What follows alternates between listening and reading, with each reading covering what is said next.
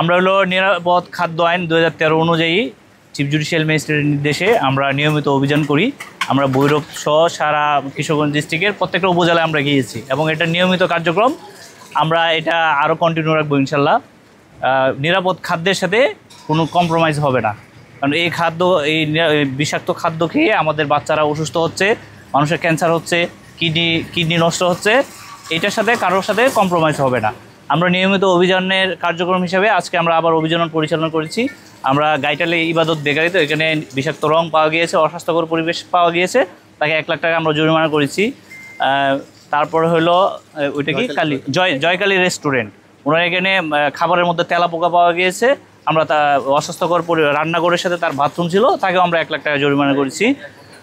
মদন গোপাল, তাকে অনেকবার ওয়ার্নিং দেওয়া হয়েছে যেন সে পরিবেশ মেনটেন করে মিষ্টির উৎপাদন করে, তার এখানেও আমরা অস্বাস্থ্যকর পরিবেশ পেয়েছি, তাকেও আমরা 1 লক্ষ টাকা জরিমানা করেছি।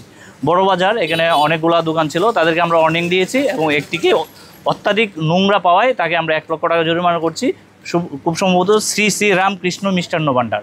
আমাদের অভিযান চলবে সারাদিন ব্যাপী। আমরা দেখছি যে মদন গোপালকে একাধিকবার ওয়ার্নিং দিয়েছি, ওয়ার্নিং দিয়েছি, ইয়ে হচ্ছে না, এই জন্যই আমরা আজকে জরিমানা করেছি। তাকে আমরা জরিমানা করেছি, সে যেন এটা মনে রাখে যে এই কাজগুলো তার করতে হবে। এর আগে আমরা প্রায় একাধিকবার তাকে ওয়ার্নিং দিয়েছি।